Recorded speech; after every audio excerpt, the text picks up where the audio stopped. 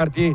Maintenant, il faut construire les hommes. Et il faut travailler sur les hommes. L'université est importante parce que c'est le berceau un peu du savoir, le savoir qui était l'arme de Cheikh Ahmadou Bamba.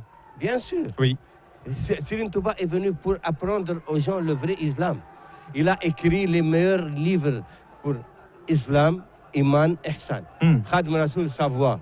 Lui-même, il dit sa voix. C'est iman par le tawhid, islam par le fiqh, ihsan par le tasawwuf. Il a écrit les meilleurs livres. Celui qui les apprend, il va être un maître du tawhid.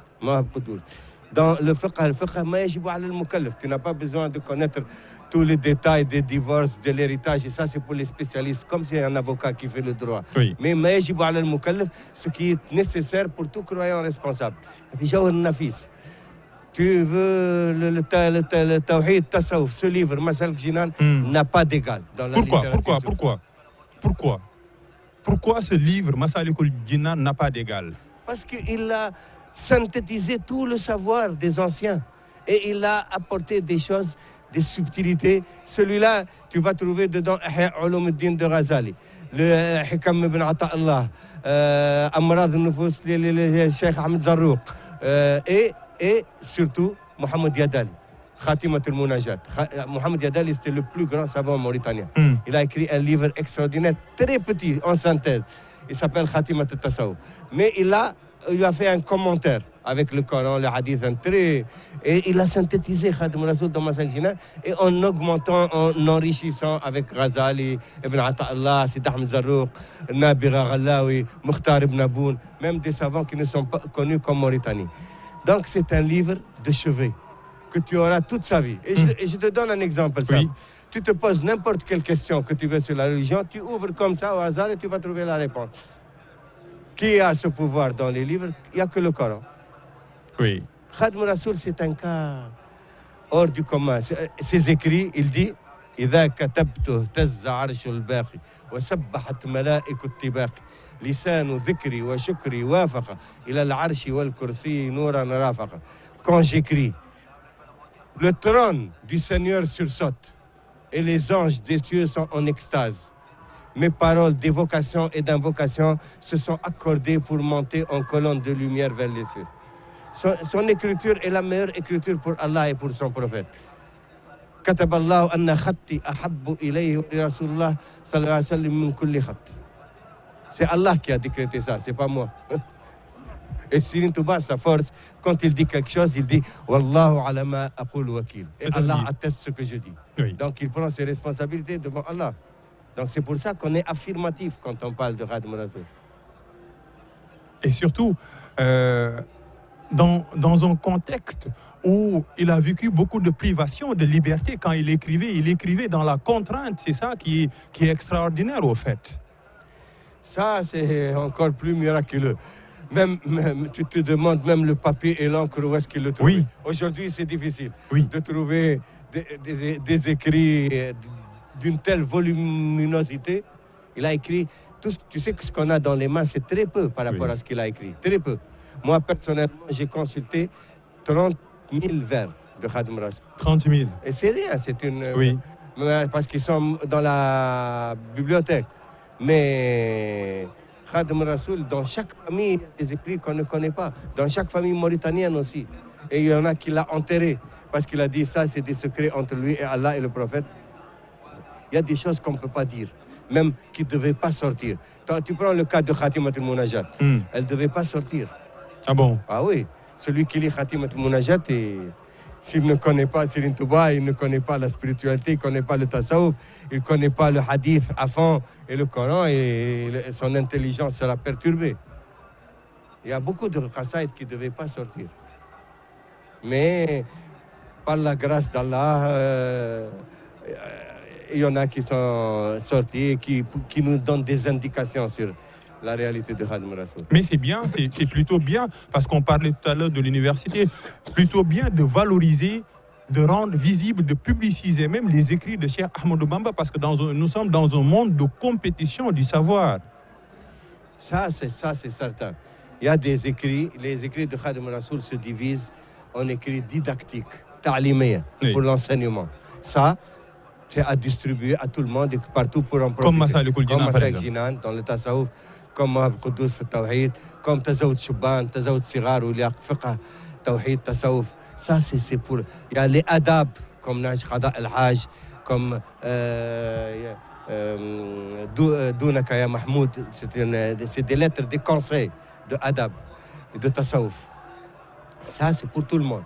Il faut pour apprendre. Mais il y a des qasaïd, par exemple, aussi pour tout le monde, qui sont des prières sur le prophète Mohammed sallallahu alayhi wa sallam. Là, tu bénéficies de beaucoup de grâce d'Allah et du prophète. Et des amdah nabawiya, les panégyriques. Ça, c'est extraordinaire. Ça, ce sont des armes que Khadim Rasoul a données à ses talibés. Pourquoi? Parce que Allah, il dit dans le Coran, Inna Allah wa malaikatuhu yusalluna ala nabi ya ayyuhalladhina amanu sallu alayhi wa sallimu taslima. Allah et ses anges prient sur le prophète. Allah et ses anges prient sur le prophète. Ô vous qui croyez vraiment, priez sur lui et saluez-le les meilleures salutations. Les prières sur le prophète, c'est salawat nabawi. Et les salutations, ce sont les amdah nabawi. C'est les panégyriques. Khadim Rasoul dit labbaik Allahumma labbaik wa sa'adaik wal khayru kulluhu fi yadik. Donc, à tes ordres, Seigneur, tout le bien est entre tes mains. Il a commencé à écrire. Il a écrit les meilleures prières et les meilleures salutations sur le prophète Mohammed sallallahu alayhi wa sallam. Et quelle est la valeur de cela? Le prophète Mohammed sallallahu alayhi wa sallam, il dit Man salla alayya marra sallallahu alayhi ashra. Si tu pries une fois sur le prophète Mohammed sallallahu alayhi wa sallam, Allah prie sur toi 10 fois. Allah prie sur toi 10 fois. Si tu pries sur le prophète Mohammed sallallahu alayhi wa sallam 10 fois, Allah prie sur toi 100 fois. Si tu pries sur le prophète Mohammed sallallahu alayhi wa sallam 100 fois, Allah prie sur toi 1000 fois. Si tu pries sur le prophète Mohammed sallallahu alayhi wa sallam 1000 fois, Allah il dit aux anges n'écrivez rien. Ça c'est entre moi et mon serviteur. Seul Allah connaît la récompense.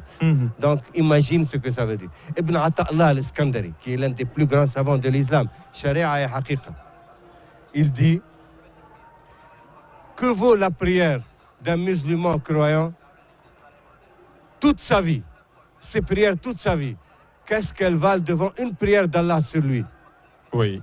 Si Allah prie sur toi une fois, qu'est-ce qu'elles valent tes prières toute ta vie? Alors imagine, il prie 10 fois sur toi quand tu pries une fois sur le prophète. C'est incommensurable. Donc il y a des grâces et des dons. Malheureusement, il y a des gens qui sont inconscients, qui chargent les musulmans de trop de choses. Fais ceci, fais cela, fais cela. Ils les chargent de choses, ils leur rendent la religion compliquée, difficile, et ils leur font perdre leur temps. Khadim Rasoul, il dit, les guides sont 4. Lesquels? Il y a 4 sortes de guides. Lesquels? Celui qui te guide dans la dunya, pour réussir dans la vie. Oui. Celui qui te guide dans la religion, Sharia. Oui. Celui qui te guide dans le savoir, la connaissance, le ma'rifa. Celui qui te guide vers Allah. Celui qui te guide dans la dunya, il va t'amener vers les tentations. Parce que pour réussir, il faut penser à toi, à ton intérêt. Il faut toujours voir où est, tu vois. Ça, c'est le nafs qui domine. Voilà, tu deviens égocentrique, tu ne penses qu'à toi, égoïste, avare. Ça, c'est une dimension matérielle. Voilà, la dimension matérielle. Il va t'amener vers les tentations. Celui qui te guide dans la religion, oui, il va te fatiguer. Tu fais ceci, fais cela, 1000 fois ceci, 50 fois cela, 1500 ceci. Il passe son temps à faire des choses qui ne lui rapportent rien au lieu de faire des choses utiles. Parce qu'il rêve toujours d'obtenir des choses. Alors qu'on n'obtient pas les choses en restant assis. Comme oui. Sayyidna Omar, il disait, le ciel ne pleut pas de l'or et de l'argent. Exactement. C'est pour ça la khidma, le travail. Le travail. Et le troisième guide. Celui qui te guide dans la connaissance, il t'aide. C'est important. Il t'aide. Pourquoi il t'aide? Oui. Parce qu'il te dit ce qui est utile et ce qui est futile. Ce qui est important et ce qui est moins important. Oui. Ce qui est nécessaire et ce qui est superflu ou surrogatoire. Donc, au moins, tu vas direct au but. Oui. Et le quatrième, celui qui te guide vers Allah, c'est lui qui t'apporte la paix du cœur, de l'esprit et qui te fait arriver à destination. Parce que la quête, c'est Allah. Oui. C'est pas pour qu'on te dise, ah, c'est un bon musulman, ah, il a une belle barbe, ah, il a vraiment c'est quelqu'un. Ou les louanges. La vie ne fait pas le monde d'ailleurs. Alors, c'est Allah que tu cherches, la face d'Allah. Oui. Donc, le guide vers Allah. Ils sont très peu les guides vers Allah. Mais au moins, tu trouves un guide vers la connaissance, tu t'estimes heureux. Au moins, tu ne perds pas ton temps. Mais celui qui te guide dans la religion et pour des choses superflues, fait ceci, fait cela, comme on voit. Je vois beaucoup à la télé, ils passent leur temps. Il faut faire ceci, tel, ceci, tel, tel, tel. Les pauvres, ils font perdre le temps aux gens. Et les gens aiment ça. Pourquoi? Parce qu'ils pensent qu'en faisant cela, ils vont obtenir des grâces, des khawal. Ils croient que ça va pleuvoir. Ils rêvent. Les gens, ils ont de l'imagination. Après, il y a un petit rêve de « Ah, ça y est ». Ils pensent que... Et pour ça, malheureusement, il y a beaucoup de charlatans. Oui. C'est malheureux, mais... Parlons du prophète, paix salut sur lui. Pourquoi Khadim Rassoul?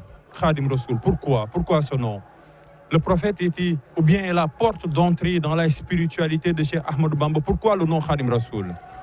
Khadim Rassoul, c'est Allah qui lui a donné ce nom. Ah oui. Quand il partait